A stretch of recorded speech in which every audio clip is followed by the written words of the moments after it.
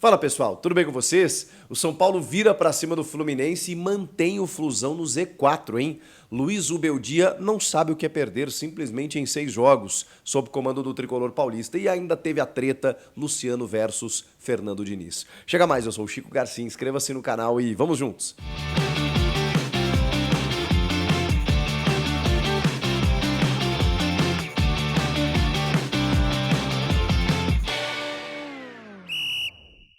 Bora se inscrever no canal? Obrigado para todo mundo que está se inscrevendo. É a única coisa que eu peço aqui para você, é se inscrever no canal, ative as notificações, tem vídeos todos os dias aqui para a gente poder bater papo sobre futebol. Vamos falar do São Paulo e Fluminense na noite desta segunda-feira no Morumbis, em que os dois tricolores se enfrentaram. O São Paulo numa toada bem mais interessante, vejam só, numa escalada depois da contratação de Luiz Ubeldia, em termos de desempenho, em termos de qualidade, em termos de resultados. O Zubeldia simplesmente ainda não perdeu, está invicto sob o comando do tricolor paulista, um time que hoje já ocupa a quinta colocação, mas com posição, com pontuação de G4 e que em 6 sistemas diferentes, 6 escalações diferentes, mesmo assim o time continua vencendo jogos fora de casa ou dentro dos seus domínios. E o jogo de hoje era interessante para você, digamos, fazer valer a sua força, porque o Fluminense ele está um pouco combalido.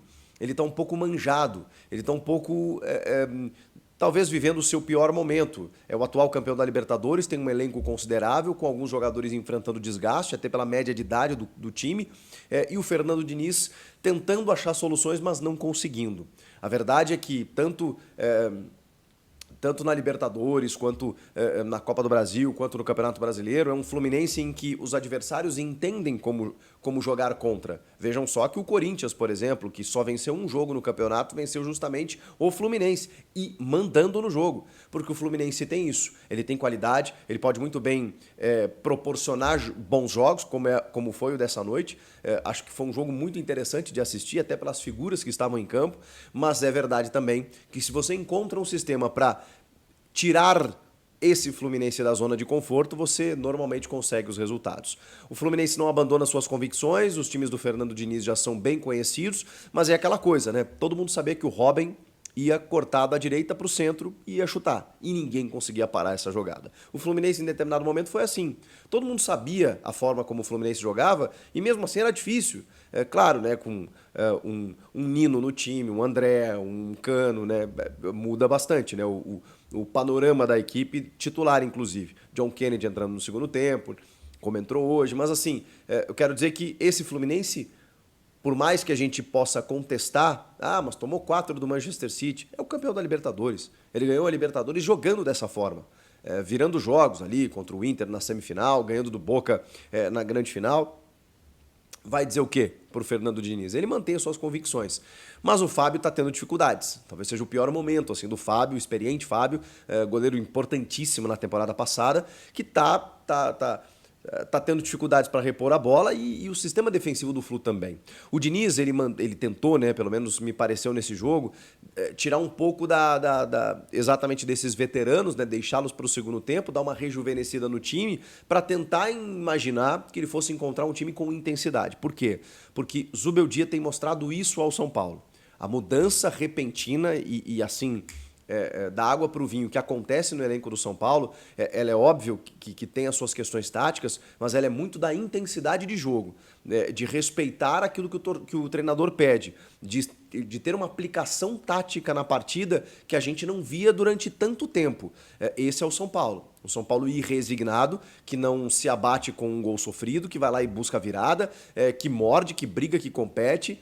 E o Fluminense sabia que ia enfrentar um time dessa forma. E nesse cenário, nesse recorte de um São Paulo que briga, disputa, compete, tem um jogador que se destaca. E é justamente um cara que tem esse perfil e essas características. Estou falando de Luciano. Está aqui um crítico de Luciano. Nossa, eu já bati muito no Luciano. Mas no bom sentido, né? Porque o Luciano, eu sei a capacidade que ele tem, a qualidade técnica que ele tem e como ele se envolve com o jogo. Muitas vezes isso é visto de uma forma negativa porque ele às vezes vira o fio realmente, ele passa do ponto. Ele cava expulsões, ele provoca cartões, ele provoca adversário, ele mais reclama do que joga. Agora, nesse momento, não há o que dizer sobre Luciano. Luciano incorporou o espírito Zubeldia dentro de campo. Ele simplesmente entendeu a importância de um camisa 10, de um cara que está há anos no clube, de um cara que a torcida se sente representada dentro do campo e resolveu jogar para um caramba. Luciano está rasgando e comendo a bola. Não gosto tanto quando ele vem buscar o jogo de trás, embora ele tenha essa característica, mas gosto do Luciano brigando por cada bola como um prato de comida. Gosto do Luciano tentando buscar o jogo a todo instante para levá-lo ao ataque. Gosto do Luciano pisando na área. Gosto do Luciano resolvendo e decidindo. E esse Luciano tem sido a figura central do time. Quando você não tem um Caleri, quando você não tem um Lucas, quando você não tem um Wellington Rato, é o Luciano. O Luciano é o cara que chama a responsabilidade. E não há o que dizer sobre o Luciano, pelo menos nesse momento, no time do São Paulo. Ele me parece ser a figura principal. Teria marcado o gol que acabou sendo anulado, na minha opinião, bem anulado. Incrível como o Daronco não marcou a falta no campo, mas o Galopo comete a falta por baixo e por cima. O VAR chama para revisão e ele acaba anulando o gol do São Paulo, mas seria um belíssimo gol, virando o jogo para o São Paulo já naquele momento ali, 24 minutos do segundo tempo. Mas o jogo começa como? Com o São Paulo mordendo a saída de bola do Fluminense. E aí, obrigando muitas vezes o Fábio a fazer defesas inesperadas, a defesa a ser pega desprevenida, e o São Paulo acabou perdendo alguns gols, inclusive. Mas vejam só, o Fluminense ainda faz o seu gol. Numa jogada do Cauê Elias, né, em que a bola chega no Keno, o Keno dá um toquinho, a bola toca no Igor Vinícius e morre no fundo da rede. O São Paulo já jogava melhor, mas o Fluminense também tem as suas escapadas, especialmente pela qualidade dos seus jogadores. Sai no 1-0 e 4 minutos depois o São Paulo empata. Nessa marcação-pressão, e aí mérito do Juan. Eu sei que o Juan é contestado, é criticado, muitas vezes ele erra a tomada de decisão, o gesto técnico, mas ele, assim como o Luciano, não estou comparando só perfil, característica, é um jogador envolvido com o jogo. Você percebe o Juan tentando, brigando, disputando, lutando, até que ele faz a jogada do primeiro gol. Toca para Bobadilla. Bobadilla, que estava arquivado cortando a grama do CT da Barra Funda quando o Thiago Carpini era o técnico, vejam só. Chega Zubeldia, coloca ele, bom, Milton Cruz já tinha feito isso naquele jogo contra o Atlético Goianiense, depois o Zubeldia aproveita bastante o Bobadilla e estamos vendo um volante que marca, chega, pisa na área, joga, chuta, faz gols, é o Bobadilla. E claro, contando com o seu parceiro nesse momento, com a lesão do Pablo Maia aí, que vai ficar um bom tempo parado, Alisson. O que o Alisson está jogando merece uma página, um capítulo, um livro inteiro.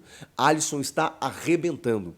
Fisicamente ele está sobrando em campo, porque para exercer essa função você precisa, né? E o Alisson a gente sabe, cara. A gente sabe quantas dificuldades ele já sofreu na carreira. É um cara que era meia atacante, foi inventado na função pelo Dorival.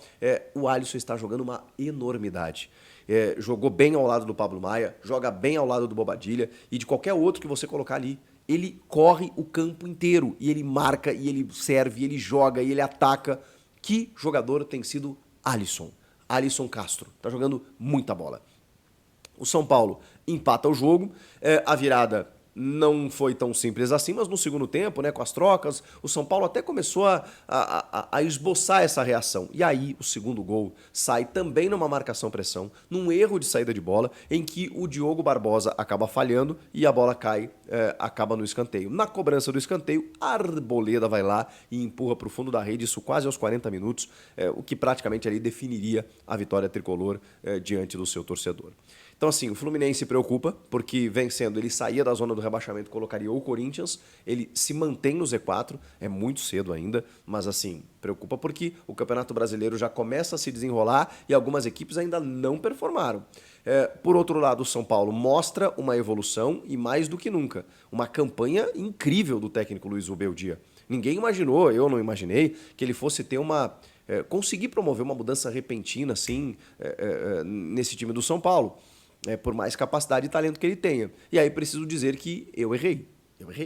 Eu estava redondamente enganado.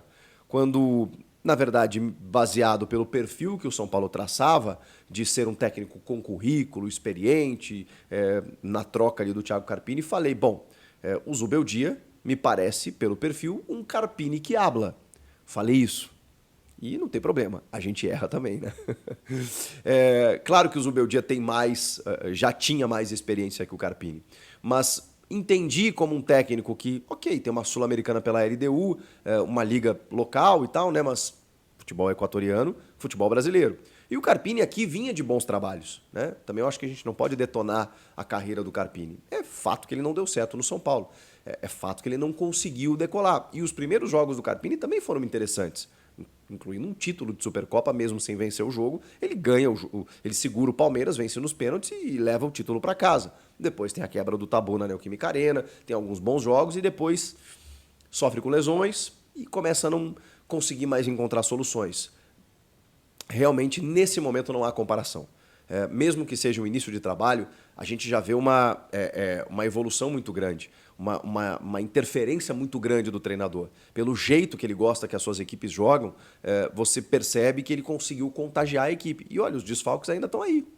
Então, os desfalques que serviam como parâmetro e ressalva para analisar o Carpini, nesse momento, eles não estão servindo para analisar o Zubeldia, porque ele está ganhando mesmo assim, mesmo sem Lucas, mesmo sem Caleri, mesmo sem o Rato, mesmo sem outros tantos jogadores que acabaram desfalcando o time nos últimos tempos. Alguém fala no Rames Rodrigues? Pois é, o Zubeldia consegue devolver a tranquilidade a um São Paulo que estava, não em franca evolução, mas afirmadíssimo sob o comando do Dorival, que sai para a seleção e aí você precisa corrigir a rota. O Carpini não deu certo, corrige a rota mais uma vez e aí o Zubeldia está encaminhando um São Paulo aí para disputar coisas boas. É um elenco muito bom, é um time muito bom, que tem um elenco interessante, que tem jogadores para voltar do departamento médico. Nem falei do Nestor, né, que está voltando aos poucos, né, fez alguns arremates interessantes.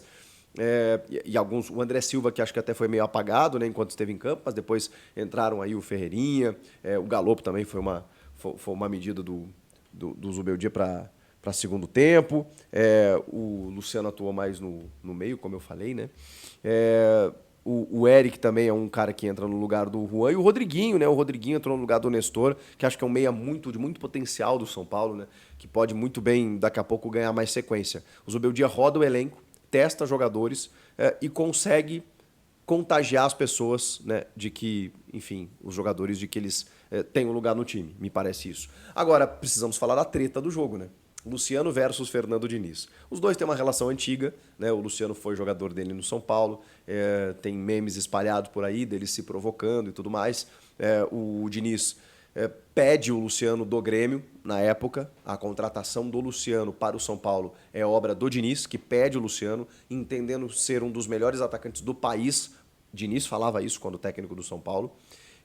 Então tem aquela relação de pai e filho, de amigos, né? de tutor, que foi quebrada nesta noite. Porque o Manuel acaba se machucando numa disputa, joga a bola para a linha lateral, finalzinho do primeiro tempo, o Luciano pega a bola para cobrar.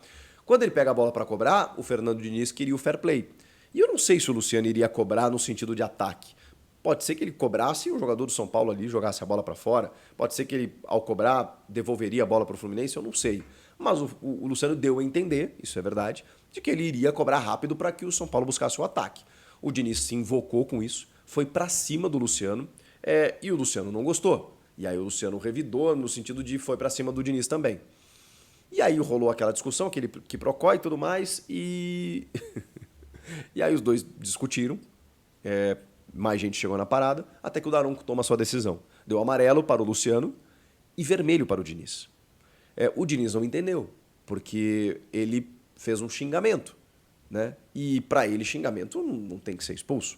E aí eu preciso dizer uma coisa, que o Jair Ventura, por exemplo, que nunca tinha sido expulso, eu acho. Na primeira rodada contra o Flamengo, o Tite até saiu em defesa dele, vocês vão lembrar, ele, na súmula, mandou o árbitro tomar suco de caju. E a comissão de arbitragem está com tolerância zero para esse tipo de coisa.